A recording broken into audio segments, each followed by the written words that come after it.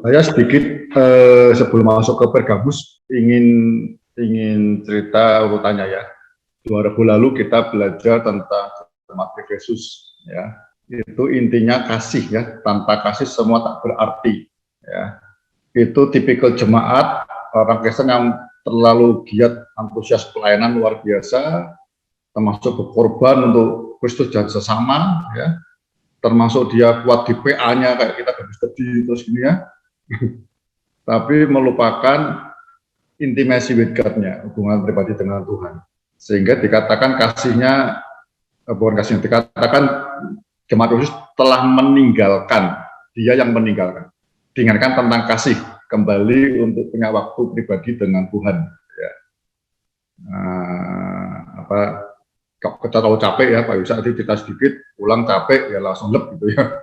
Kita perlu belajar bahwa justru saat capek, menderita berat, ya, menderita dan sebagainya, dilelah kita, dilelah kata Yesus.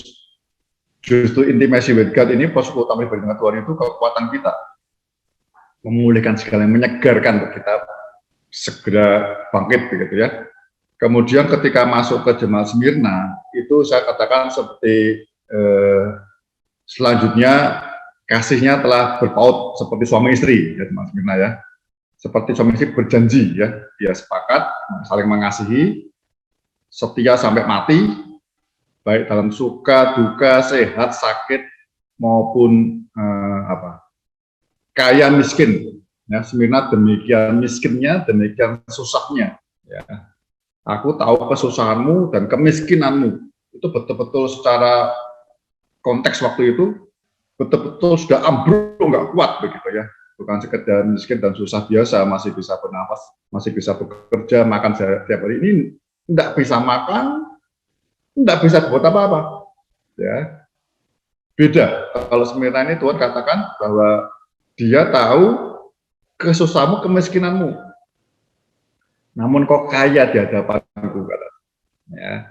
Jadi penderitaan karena Kristus yang kita alami ini, ya, itu sangat berharga di mata Tuhan. Itulah kasih. Nah, banyak orang salah mengerti ya, saya rasa ya. Bukan salah mengerti, mungkin terlalu sempit mengartikan kalau kita sedang mengasihi Tuhan, tandanya Tuhan beri kekuatan saya, itu benar. Tuhan memberkati, memberi mujizatnya, kuasanya nyata gitu ya. Tapi itu semua yang nikmati lebih banyak ke kita. Tapi ketika kita benar mengatakan imannya, ya tadi Pak Budi sampaikan, untuk hidup benar terus di saat sulit, tidak bisa untuk jaga kebenaran, jaga imannya ya, sampai menderita seperti jemaat Smyrna, itu Tuhan menikmati sesuatu ya. Engkau kaya di hadapanku, sampai hadiahnya mahkota kehidupan. Saudara, ada hal yang terlalu penting. Setiap jemaat ini Tuhan memperkenalkan dirinya sebagai siapa, dan kalau kita ada peringatannya, nasihatnya atau pujiannya, lalu diakhiri dengan upahnya masing-masing ya. Kalau engkau melakukan seperti yang Tuhan sampaikan, akan menerima rewardnya seperti maksudnya spesial masing-masing tiap jemaat yang kita alami seperti apa. Sekarang kita masuk yang ketiga, Pergamus. Ya, jemaat Pergamus. Saya kasih judul, apalah arti sebuah nama. Ketika Gunsil ngomong, ini judulnya apa ya, topiknya ya. Tiba-tiba saya ingat, muncul kalimat itu. Saya cari yang ngomong siapa itu ya. Aristoteles atau siapa, saya coba lihat Google, ternyata yang ngomong William Shakespeare ya. Katakan apalah arti sebuah nama. Yang dia katakan, bunga mawar itu kamu kasih nama apa saja, tetap baunya harum mawar. Tapi di jemaat Pergamus kita akan lihat, nama itu sangat berarti, baik di hadapan Tuhan maupun nama Tuhan di hadapan kita, di dalam kita. Ya.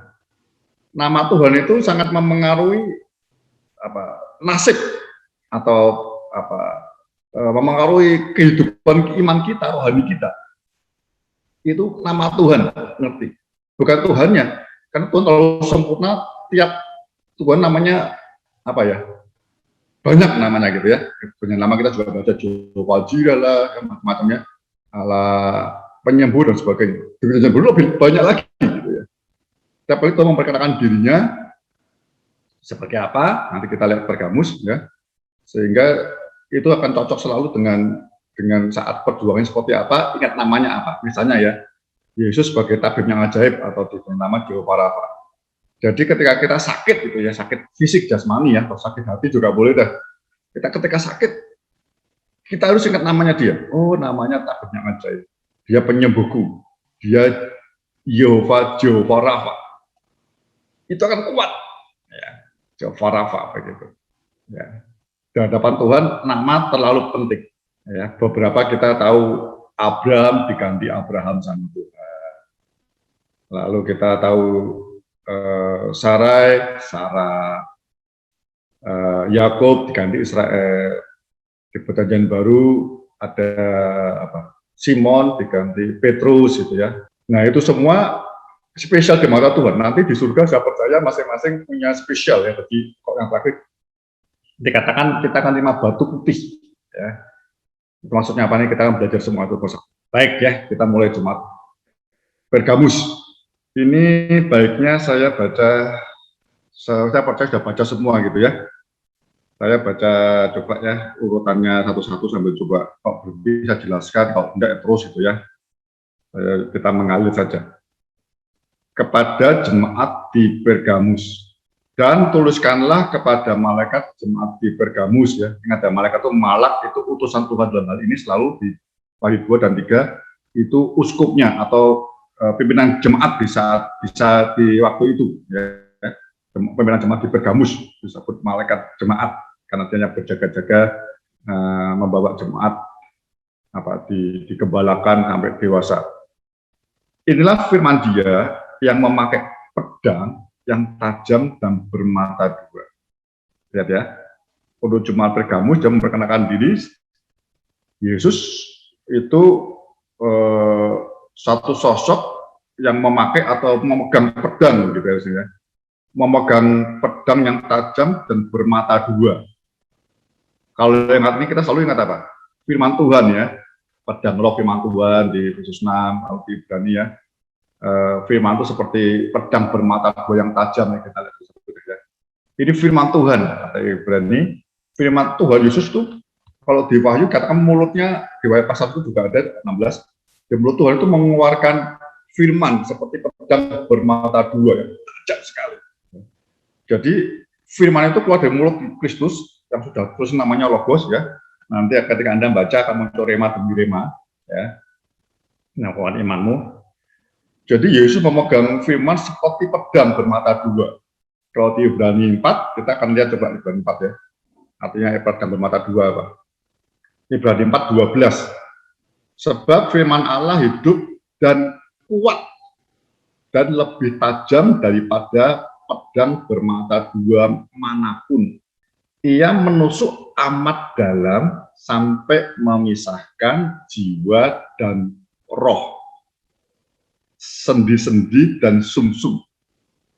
Ia sanggup membedakan pertimbangan dan pikiran hati kita. Ya, firman Tuhan selalu sifatnya seperti pedang bermata dua. Ya. Yang umum tafsirnya selalu kita kalau mau menyampaikan firman, renungan atau mengajar atau menyampaikan firman ke keluarga kita dan sebagainya, itu firmannya sudah mengenai kita dulu firman Tuhan. Ya. Kita udah itu seperti pedang, belakangnya kena kita dulu, baru kita ayunkan ke depan. Jadi kita bisa rasakan firman ini, jadi kita nggak mudah mengerti firmannya beratnya seperti apa, kuatnya seperti apa, kita ngalami dulu. Ya. Untuk anak-anak, keluarga, dan untuk jemaat atau Anda punya kelompok komunitas paling baik, sharingan firman yang telah Anda alami, Anda ngerti betul, ya, itu penting. Yang kedua, pedang bermata dua maksudnya apa? Untuk diri kita. Setiap kali kita baca firman itu, ya, itu seperti pedang bermata dua, dia akan memisahkan sang penusuk amat dalam dan memisahkan jiwa dan roh. Roh Kudus, firman Tuhan selalu bicara urusan roh dan merupakan roh kita. Nah, dia akan memisahkan itu menyadarkan bahwa jiwamu sedang mengalami apa. Jiwa itu paling gampang melekat ke daging gitu ya. Jadi firman Tuhan selalu yang kita baca ya, itu selalu bersifat pedang bermata dua, dia akan menyadarkan kita. Tanda kutip kalau saya bilang selalu ada pertobatan selalu. Ya. Karena pedang itu memisahkan jiwa dan roh. Dia akan ngasih tahu jiwamu sedang apa, rohmu sedang seperti apa. Dan yang terutama, yang pasti, dia akan mengeluarkan roh kita. Sampai kita kuat, kita menguasai jiwa. Ya. Jiwa dan roh itu yang mengendalikan jiwa, harusnya begitu. Seperti sendi-sendi dan sumsum. Ya. Sendi-sendi bisa bergerak itu karena ada syarafnya. Nah, sumsum itu penggeraknya syaraf.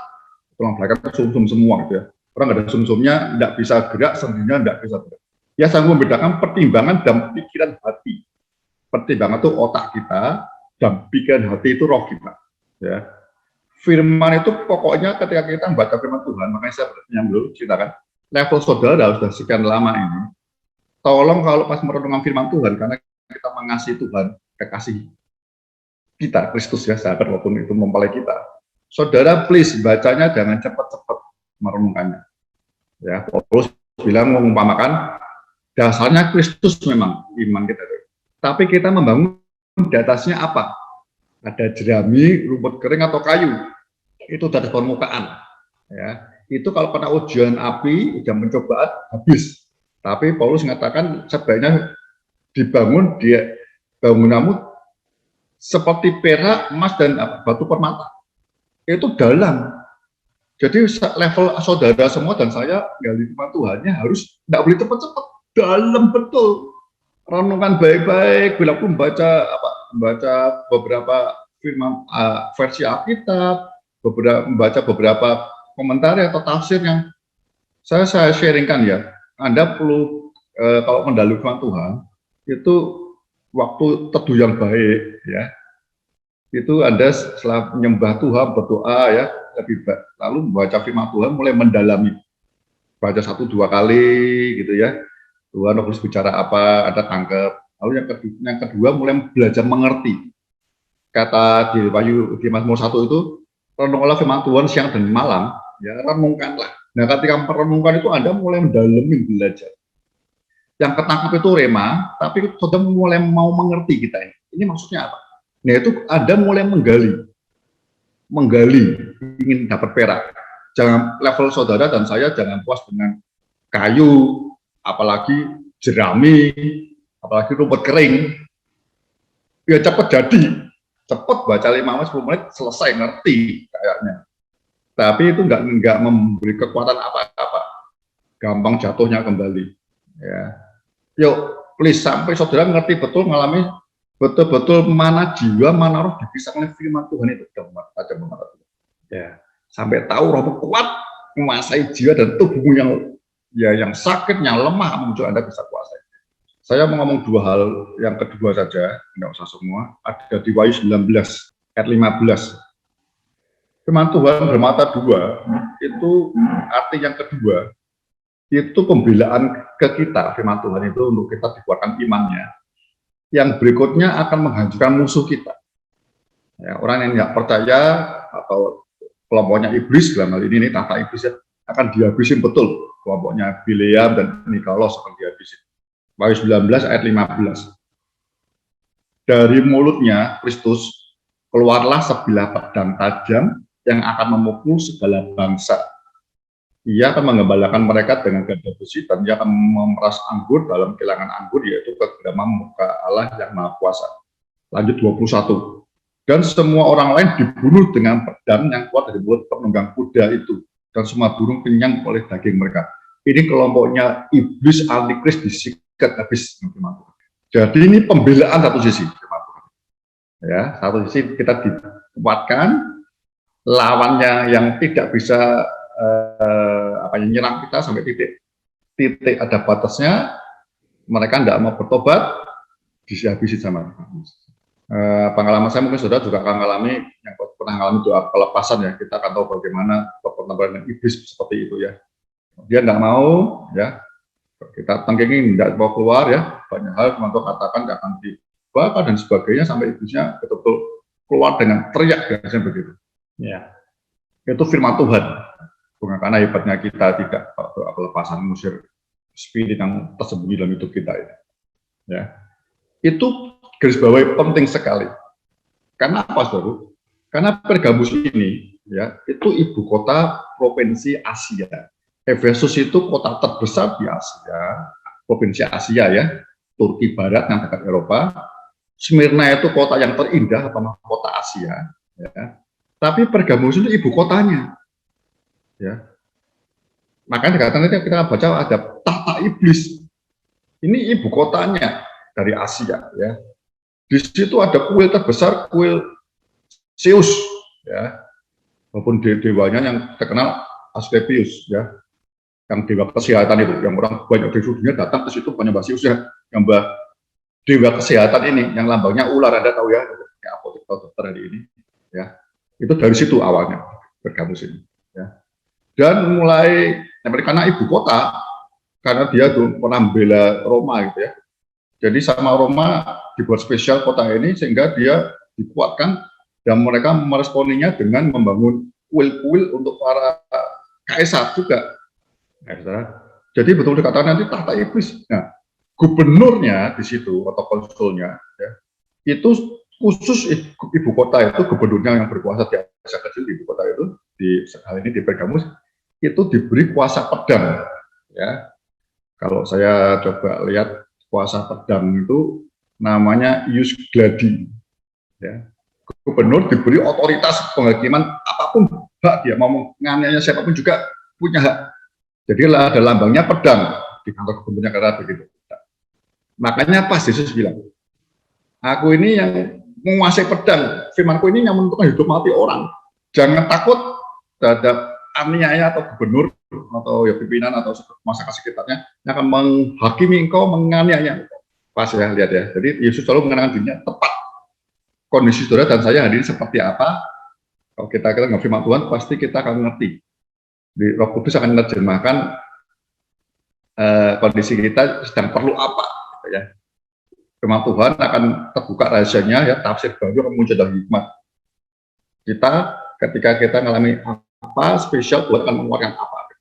Makanya kalau ada masalah capek, banyak hal yang menekan, susah, berat apapun juga ya yang kau alami, kita alami, datanglah kepada Kristus, kepada firman yang hidup itu, pedang bermata dua, dia akan mengeluarkan rohmu, mengeluarkan sumsummu untuk mengatasi segalanya, ya. Mengeluarkan apa?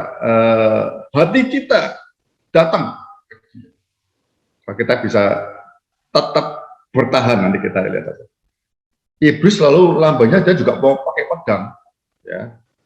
Tapi untuk menganiaya orang Kristen supaya tidak bisa apa.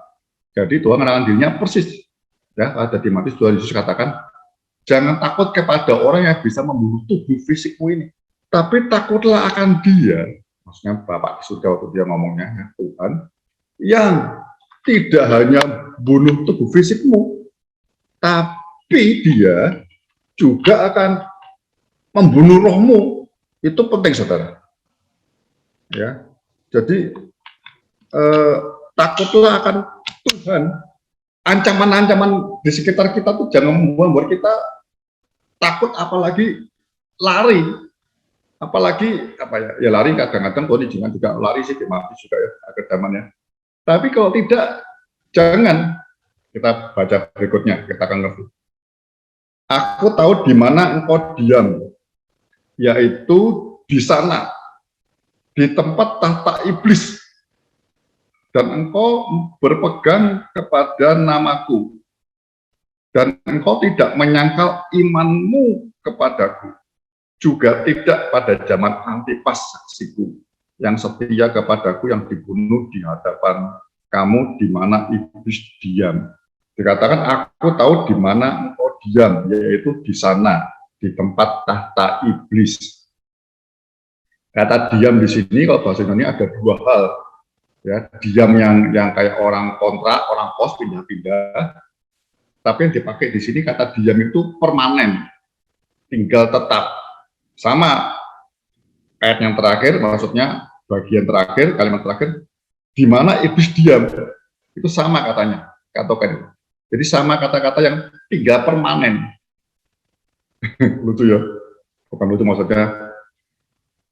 Dulu kalau saya di Salatiga, enggak tahu Mas Andi tahu, Salatiga itu ada di Sukawati itu, waktu itu ada rumah untuk pembunuhan kakek nenek dibunuh di situ, ya lalu sepi katanya banyak setannya.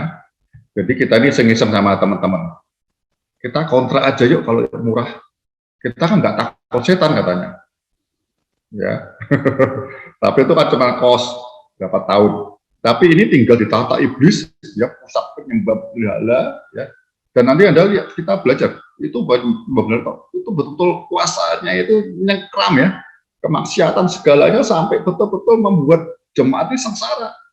Ya, nggak mau nyembah kaisar, tidak boleh berdagang dan sebagainya, nggak dibeliin.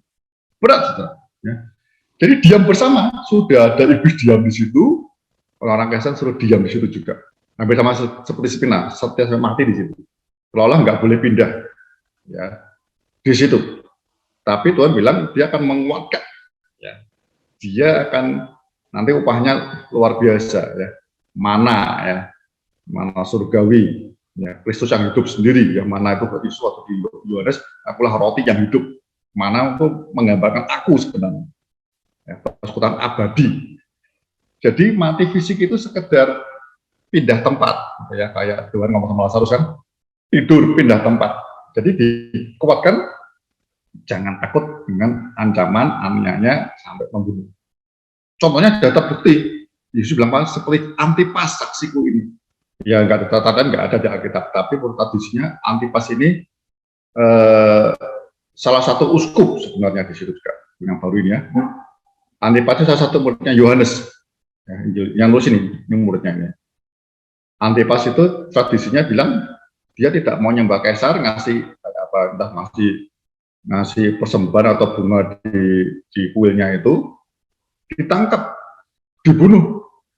dibunuhnya tradisinya menunjukkan dia dikasihkan belanga itu kayak patung itu ya, lembu itu dari kuning apa tembaga, dikasih air panas, dia dimasukkan di situ, dibakar itu tuh minyak, maksudnya minyak bakar dimasukkan tuh, mati. Antipas saksiku mati di situ. Nggak tahu maksudnya apa nanti, ya. Seringkali Anda dan saya tidak ngerti maksud Tuhan, tapi saya mau kasih saran begini. Pokoknya kita nggak kuat, Tuhan aku nggak kuat, tolong beri kekuatan. Pokoknya seperti Abraham, kalau nggak suruh pergi, jangan pergi. Di situ engkau, masalahnya seperti Smirna ya, setia sampai mati, tapi itu buat Tuhan itu, engkau spesial. Tuhan menemukan kekayaan yang spesial, harta luar biasa di hidup kita. Nah ini masalahnya seringkali kita ini sudah banyak pengajaran yang abad modern ini, semua mengatakan maunya berkat yang hari ini kita terima. Mujizatnya, berkatnya, segalanya kita nikmati. Hampir-hampir kita tidak ingin mahkota kehidupan di sana. Tapi cuma mula-mula, gejala-gejala awal Anda mengalami seperti itu semua. Ya. Mereka berani karena dibakar hidup-hidup, dia bersama singa segala. Mereka terus makan imannya karena dia rindu tanah air surgawi yang kita belajar di baris 11 itu. Ya, saudara.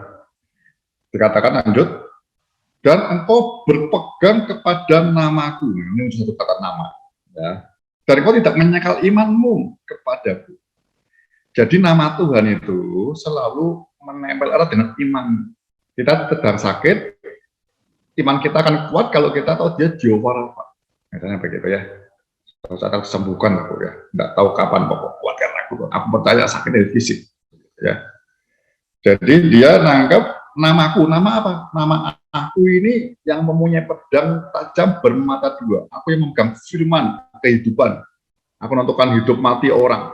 Ya. Firman yang memberi kekuatan engkau. Kalau kita tidak lihat berani ya. Firman yang memberi kekuatan apa? Rohmu, hatimu, gitu ya. Sumsummu, tetap kuat.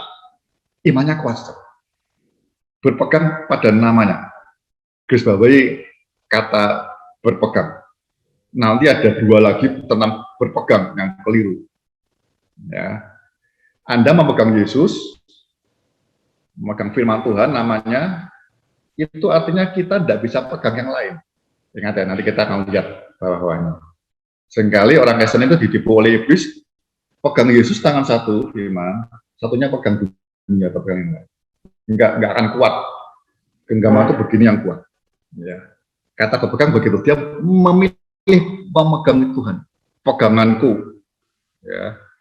Sehingga ketika dia memegang nama Yesus yang dia yang firmannya hidup itu, nyertai dia senantiasa ambil kekuatan, imannya kuat, tidak menyangkal imannya. Padahal ngalaminnya juga setengah mati, bahkan mungkin 3/4 mati, atau 5/6 mati mungkin. Rasanya besar, saudara. Ya, ingat, ada terjadi ngalami apa ya? Hati-hati. Ya, renungan firman Tuhan, minta Roh Kudus mengurapi, menyingkapkan rahasia, sampai kita ngerti dia sebagai apa. Namanya terlalu banyak. Ya, Yesus gembala, kalau dari sudah bingung mau kemana, engkau gembalaku. Ya, kita kehausan kok air kehidupan dan sebagainya. Ya. Ayat 14. Tetapi aku mempunyai beberapa keberatan terhadap engkau. Ada keberatannya. Ya, tadi itu pujiannya luar biasa dengan sesuatu sulit di berkamus. Ya, dia tetap berpegang pada nama Tuhan dan tidak menyangkal imannya. Tetapi aku mempunyai beberapa keberatan terhadap engkau. Di antaramu ada beberapa orang yang menganut ajaran Biliam. Ini kata aslinya sama harusnya. Di antaramu ada beberapa yang berpegang kepada ajaran Biliam. Bahasa aslinya katanya sama. Ya, jadi begini bunyinya. Di antaramu ada beberapa orang yang menganut, yang memegang atau berpegang kepada ajaran Biliam, yang memberi nasihat kepada Balak untuk menyesatkan orang Israel supaya mereka makan persembahan berhala dan berbuat zina. Jadi ada beberapa yang berpegang kepada Yesus, nama Kristus, imannya kuat. Ada beberapa yang berpegang kepada ajaran Biliam. Sebenarnya Kristusnya dipegang tangan satu, Biliam dipegang tangan satu. Karena beberapa mereka masih anggota gereja. Ada beberapa di antaramu masih ke gereja. Masih kita catat jemaat, bukan murtad lari, tidak, bukan murtadin, masih di gereja. Tapi sudah satu sisi mulai berpegang kepada ajaran Biliam. Ini menarik, kalau kita lihat Biliam, kita ingat ya, bilangan 22-25. Pernah kayak saya sharing sedikit dari Biliam itu ya. Biliam itu ketika bangsa Israel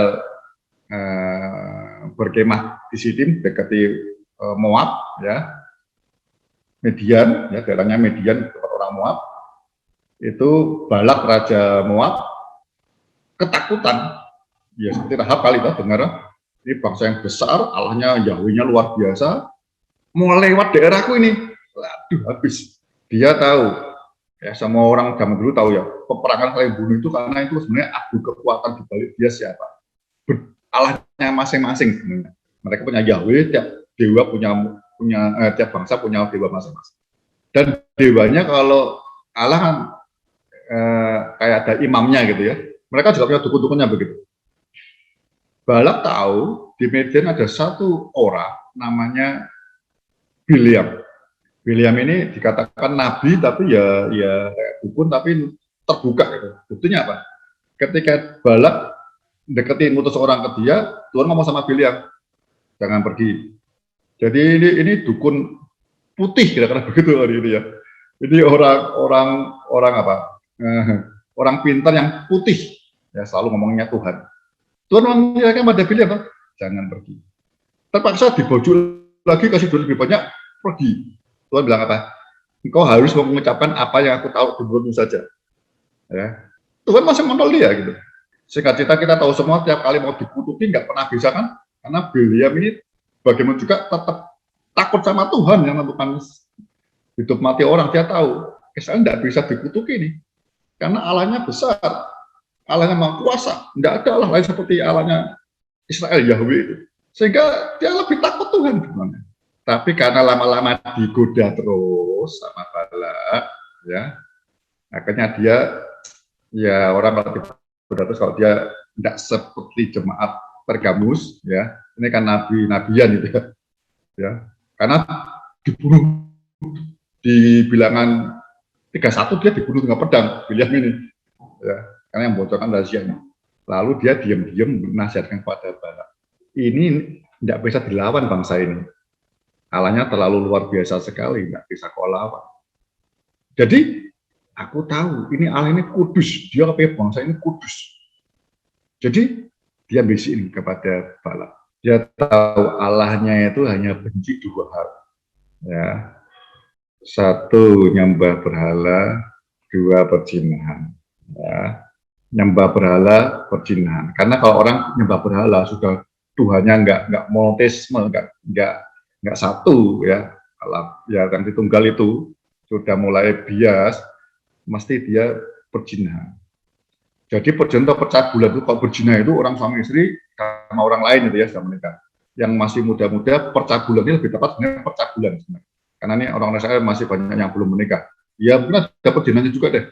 Jadi anak mudanya sama-sama. Jadi perjinan dimulai dari roh dulu. Kalau roh kita sudah tidak bisa setia dengan Kristus, ya, dengan roh Allah, mulai dengan yang lain-lain, ya, mamon-mamon yang lain, nanti perjinan fisiknya terjadi, dibocorkan sama balap, ya.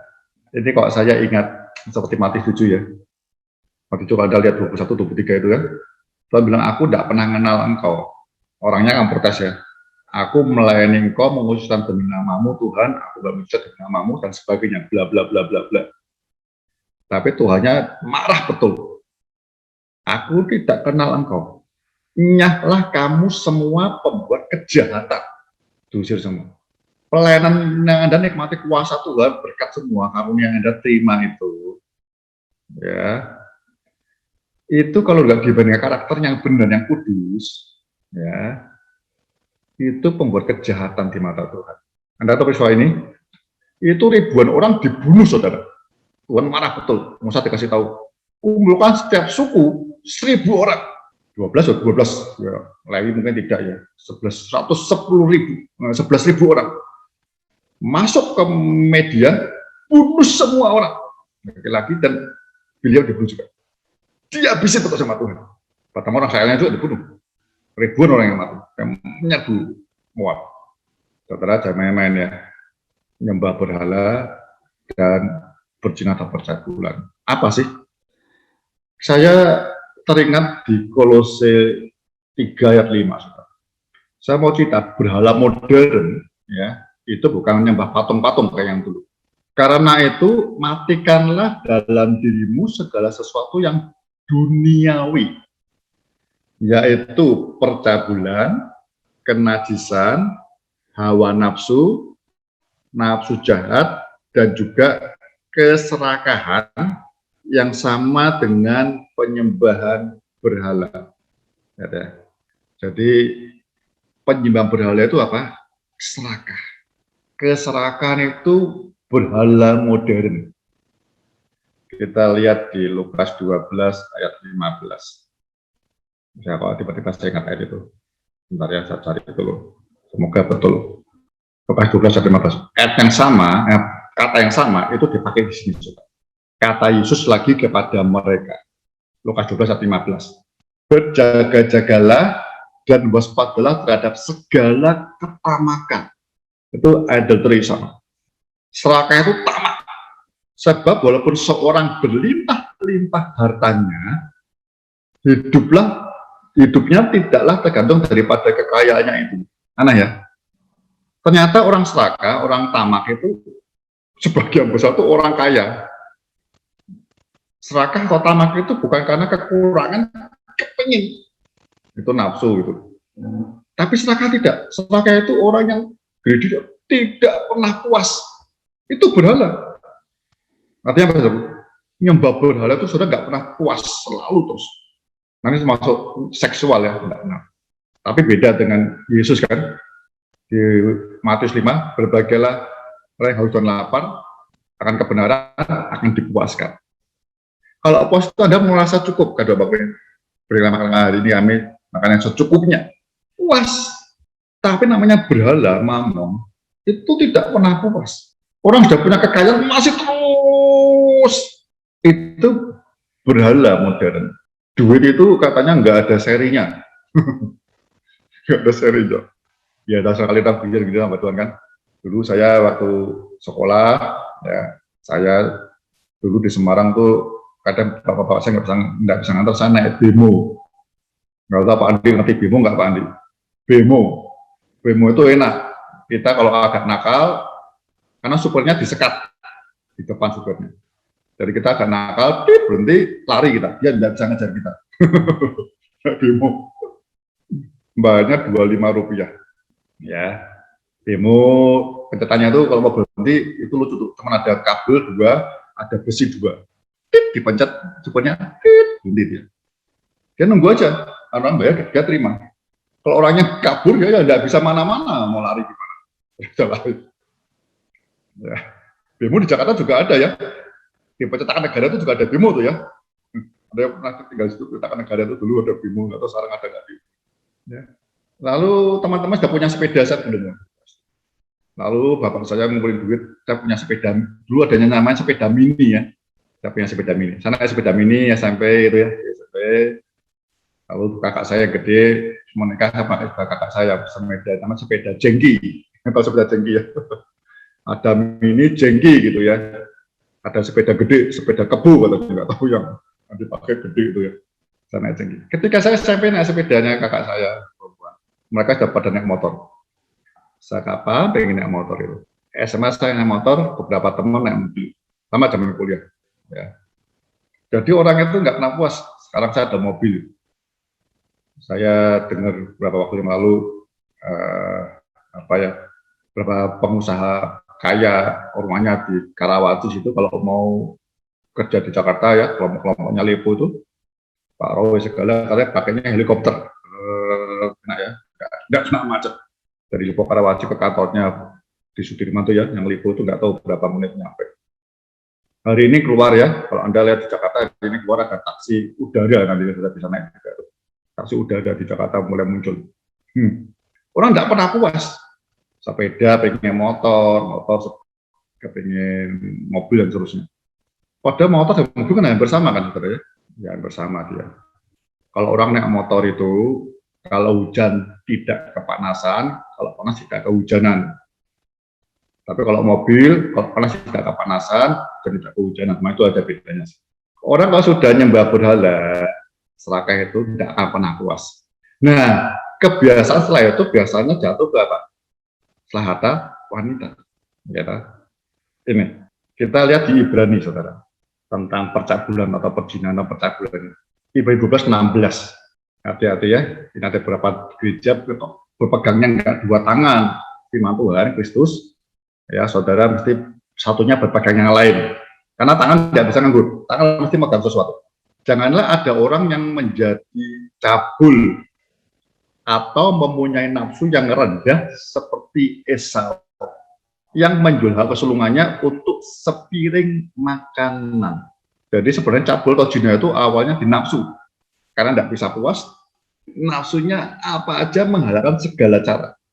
Nafsunya rendah, itulah percabulan atau perzinahan. Saudara, nafsunya rendah.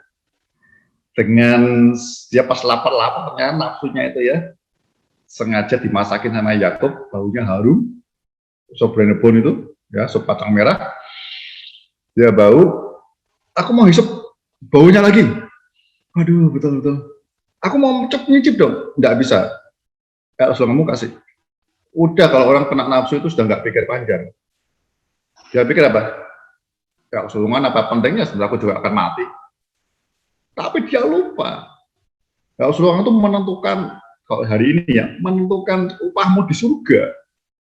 Hari ini mungkin nggak akan apa-apa, kekekalan. Dikatakan Esau sampai menangis, sampai mati, tidak menikmati, mencari itu tidak pernah bisa kembali.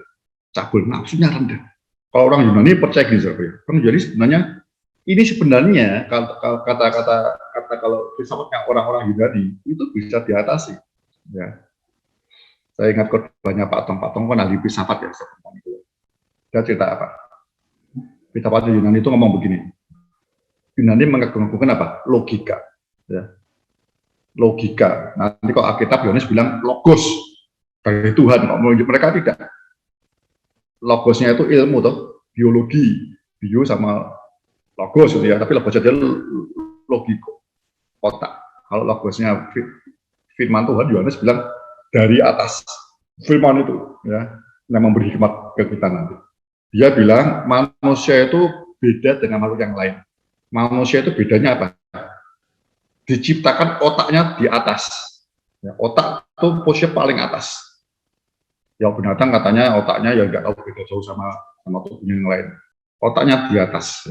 Jadi kalau engkau otakmu kita kuasai dengan logika kuat, pola pikir yang kuat saja, nggak usah Tuhan itu ya. Otak itu paling atas, dia menguasai apa? Ya ada mulut kuasainya. Tapi yang utama itu dia menguasai perut, nafsu perut, sama maaf, nafsu syahwat, buat kelamin. Kalau Yunani tidak ada percabulan, tidak ada perjinaan.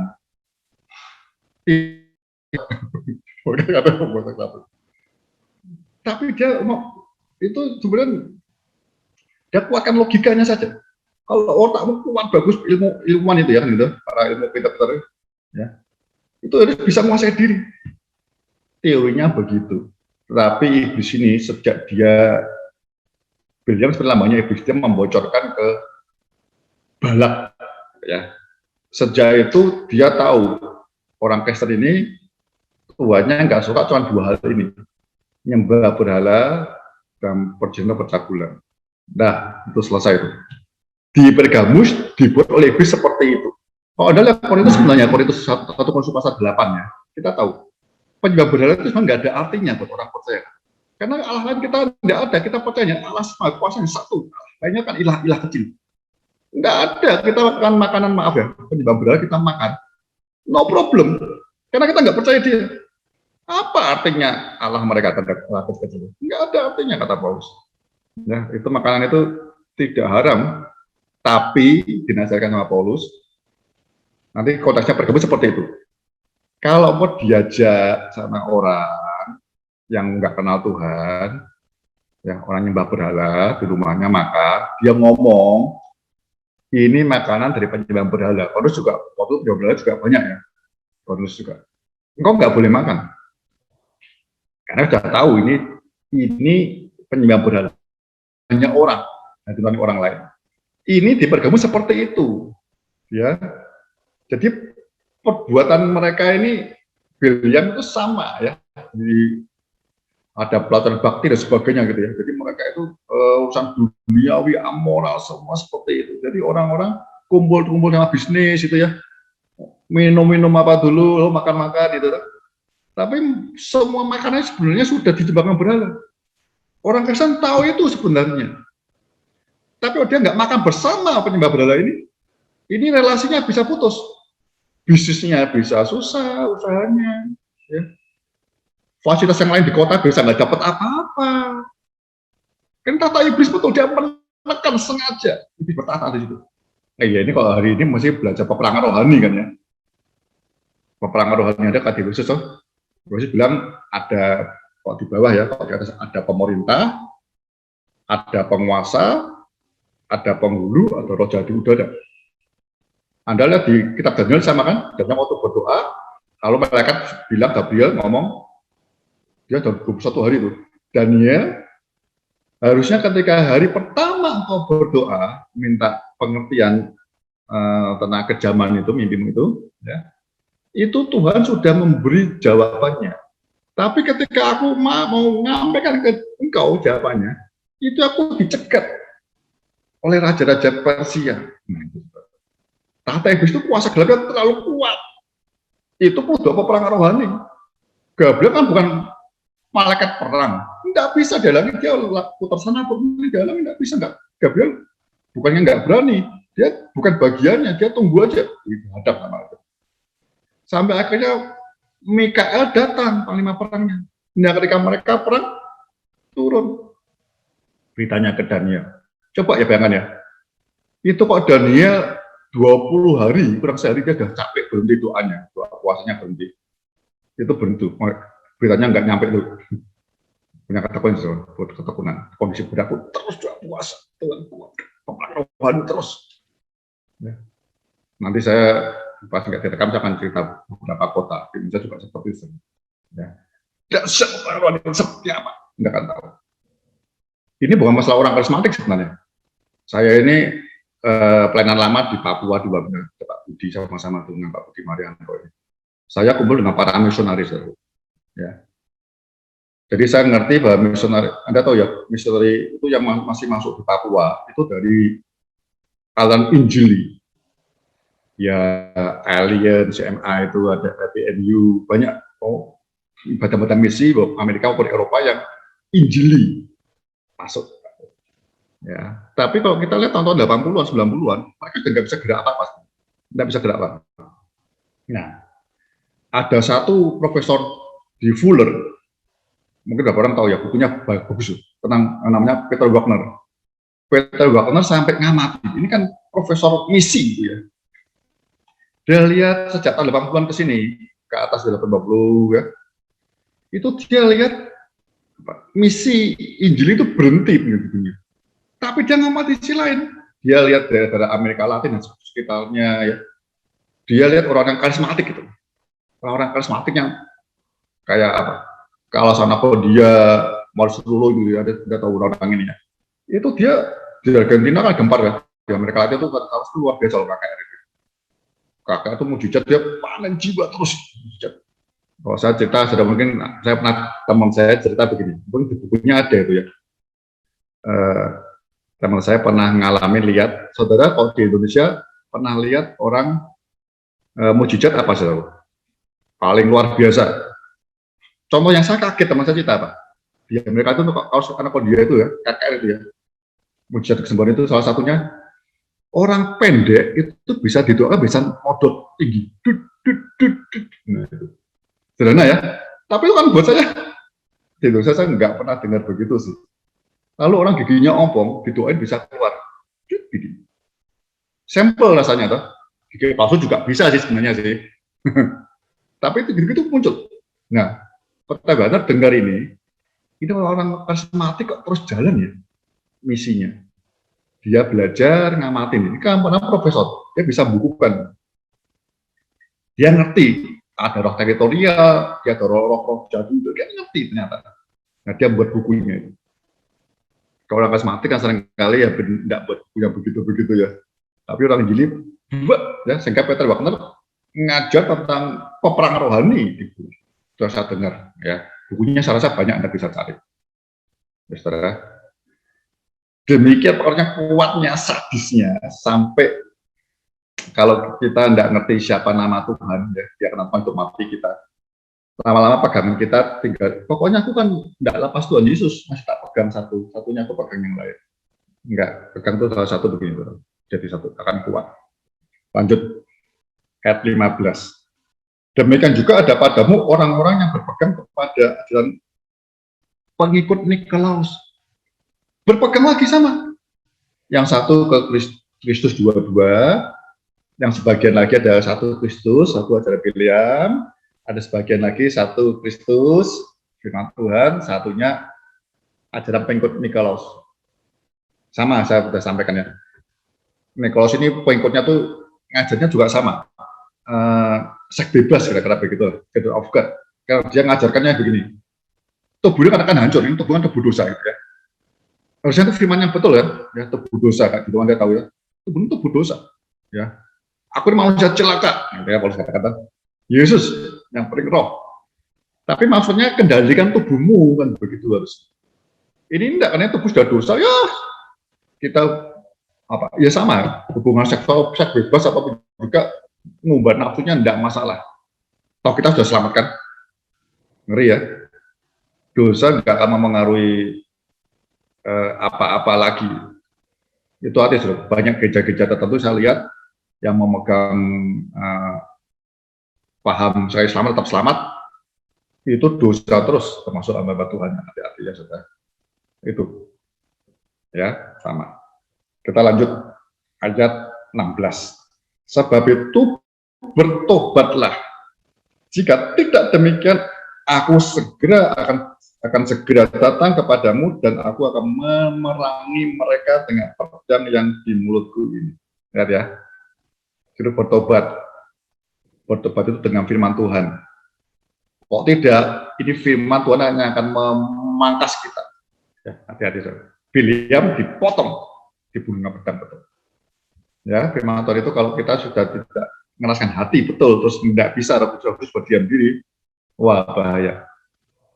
nanti firman Tuhan juga yang mengadili kita, firman Tuhan. Kayak Yesus, bukan aku, nanti firman Tuhan yang akan mengadili kita semua.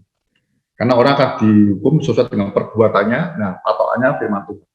Kalau tidak mau bertobat, ya, nah bagaimana bisa bertobat? Ya dengan kembali firman Tuhan.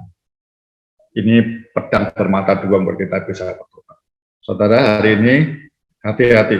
Ya, situasi kejaman jemaat Pergamus, situasi seperti ini akan seperti jemaat Pergamus maksud saya. Efesus ngalamin, Smyrna, yang ketiga juga begitu. Kondisi saudara ada di mana saat ini? Ya, kalau saudara seperti Efesus, nasihatnya balik kasih. Mula-mula, jangan jauh-jauh pergi, balik. Kalau Anda mengalami seperti Smyrna, dan saya yang Smyrna ya, yang berat ya, susah, berat begitu jauh, ya nasihatnya Smyrna. Jangan khawatir, tuh Dharma Tuhan kita kaya. Ya padahal ini logiknya, orang yang merasa kaya, berkatnya melihat, dia bilang, oh tidak, kok miskin, buta, melarat, dan telanjang. Jadi di mata Tuhan itu yang berharga itu sesuatu yang bernilai kekal. Ya, hati-hati itu ya. Kalau Anda sedang seperti Pergamus ini, ya, Anda hari ini tangan kita satu pegang firman, gereja, tapi satu sisi mulai meraba-raba yang lain, ya, entah itu mulai ketamakan, keserakahan, atau duniawi, ya, atau mulai roh percabulan, pornografi dan sebagainya. Ya, hati-hati. Ya, saya berapa kali bilang kan, ini benda kecil gini bahaya. Dulu kan Bileam membujuk Balak, lalu Balak mengerahkan gadis-gadisnya. Ya itu kan yang muda-muda cantik kan, ternyata dekati pemuda-pemuda Israel. Begitu mereka sudah ketangkep berzina, ya pacaran sampai hubungan seks itu, diajak ke Moab, mulai nyembah berhala. Begitu menikah, berhalanya dibawa. Karena sesungguhnya kita pernah belajar waktu Yosua ya, kita tahu ya. Sebenarnya Israel itu memang tidak pernah lepas dari berhala sebenarnya. Dan ini tidak banyak hal sebenarnya. Ya, dia ingat Yahweh sebentar, Tuhan balik, itu berhala lagi. Terus aja juga gitu. Terus makin nyembah berhala terus orang Yahudi. Anda tahu ya, itu tabiatnya sejak ngerti Bileam ini. Hari ini hati-hati, Anda dan saya. Pegang firman Tuhan itu dua-dua, jangan satu. Kalau satu ini yang satunya pengen pegang apa nih? Ya, hati-hati. Pesan yang terakhir 17. Ya saya, siapa bertelinga, hendaklah yang mendengarkan apa yang dikatakan Roh kepada jemaat-jemaat. Kita semua bertelinga. Masalahnya kita harus dipaksa mendengar Roh.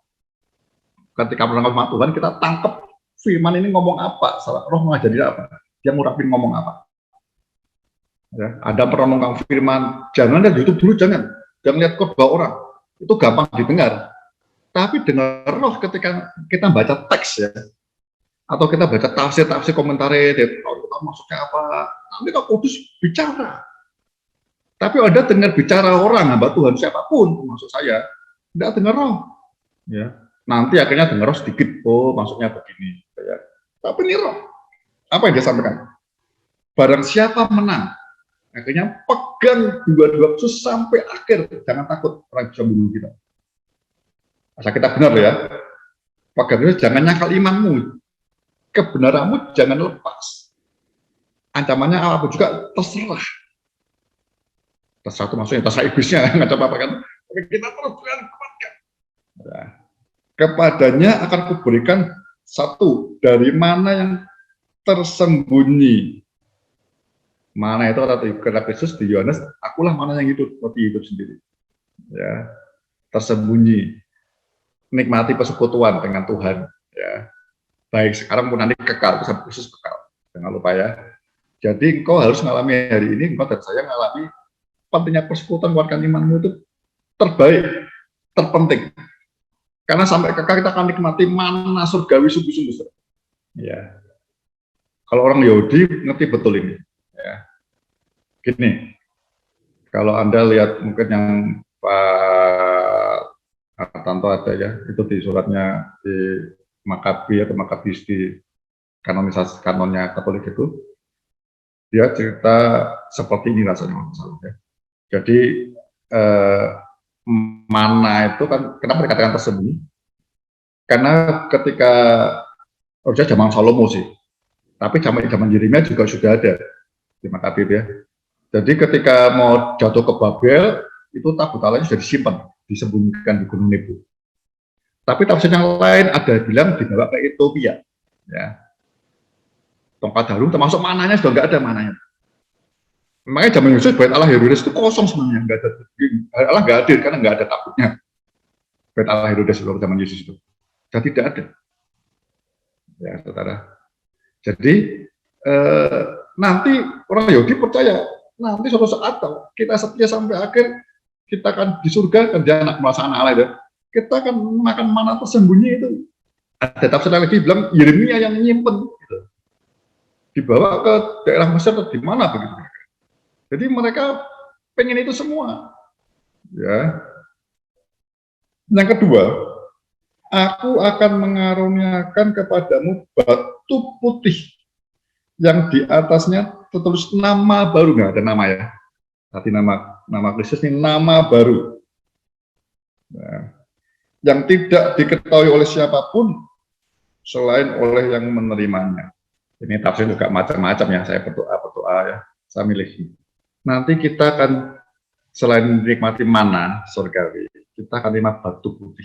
Saya sejak dulu ketika kau ngajar ini, saya nangkapnya dua hal ya. Saya sebagai tafsirnya ya. Tapi sekali yang saya sampaikan teman yang satu, batu putih itu zaman waktu itu ya. Itu kalau orang di pengadilan diputus ya, hakimnya memutuskan bebas, benar kamu. Ya bebas, kamu nggak salah. Itu kita dikasih batu putih. Salah kamu, kasih batu hitam. Ya. Jadi batu putih akan kita terima saat pengadilan nanti. Orang setia sampai akhir, ketika semua, Anda lihat di Wahyu terakhir ya, semua orang akan dibangkitkan, ya dibangkitkan dalam keadaan diadili satu persatu. Seperti domba dan kambing gitu ya, katakanlah. Yang benar sebelah kanan kasih batu putih. Engkau anakku, ada di kitab kehidupan, silakan ke kanan. Ya, kanan. Yang tidak ke kiri, cukup. Batu putih. Ya. Tapi saya lihat yang terakhir, saya setuju ada tafsir yang ada beberapa tafsir, tapi saya mau ngomong satu aja. Itu seperti suatu undangan waktu itu. Ya, batu putih itu bahasa aslinya seperti suatu undangan. Ini cocok dengan mana tadi? Kalau kita setia sampai akhir, menang sampai akhir, ya, tidak takut mati walaupun nanti akan mati. Kita akan nanti selesai pengadilan, kita akan dikasih surat batu putih itu ada nama kita yang baru, yang tahu hanya kita, ya, yang tahu kita. Nanti masuk di kerajaan surga ditunjukkan seperti undangannya tuh, kita masuk nikmati mana ya, bebas hukuman. Mungkin fisiknya mati, ya, anehnya berat, tapi rohnya hidup. Ya, jadi Efesus, Smyrna, Pergamus. Ini saudara mengalami mana-mana lebih dulu, terserah yang mana. Tapi kita tahu ya, setiap mengalami situasi seperti apa, Anda ingat, wah aku di Pergamus, wah aku di Smyrna, aku di Efesus. Ya. Ingat baik-baik, jangan akan namanya siapa, ya, upahnya apa, rewardnya yang penting. Kita setia sampai akhir dan bukan cuma setia, tapi menang. Ya, proses stepnya begini, proses stepnya tadi ya. Hari ini kita belajar Pergamus, ya. Itu Pergamus ada di tahta iblis. Jadi iblis alam roh dia menguasai dan intens menyerang sungguh-sungguh. Kekuasaannya menghimpit kita. Kalau hari ini kita sedang ada di jemaat Pergamus ya, please ya, ingat pesan Tuhan. Firman Tuhan itu segalanya. Pegang namanya sebagai yang dia memegang firman yang hidup bermata dua. Ya, kerjakan itu saudara.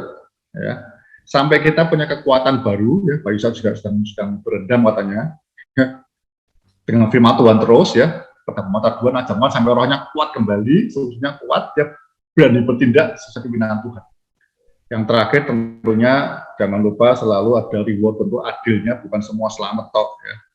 Tapi ada apa kemarin kita belajar jemaat Efesus mendapat apa itu pohon kehidupan, buah pohon kehidupan. Yang setia sampai mati mendapat mahkota kehidupan. Yang ini batu putih, kita dibebaskan dari hukuman dan masuk ke pesta perjamuan anak domba, menikmati mananya ini. Ya. Semua karena Anda lihat posisi kita di mata Tuhan lebih penting daripada di hadapan manusia. Itu selalu saya ingatkan betul ya. Jadi cari perkenan di hadapan Tuhan, baru di hadapan manusia. Saya rasa itu, saya berdoa semua Roh Kudus memimpin kita menjalankan ini semua, ya Anda bisa share ke orang banyak, ya saudara bisa lakukan banyak perkara keluargamu dan sebagainya. Ada ini hati-hati, ya jebakan Biliam sama Nikolaus. Yang paling berat anak-anak muda, nafsu sudah memuncak, ya dia terjebak dengan banyak hal yang dia tidak banyak ngerti tentang firman. Tugas kita semua, saudara, ya supaya Yesus yang nasihati Pergamus juga sampai hari ini dia nikmati gereja kita menang, kita semua menang. Amin.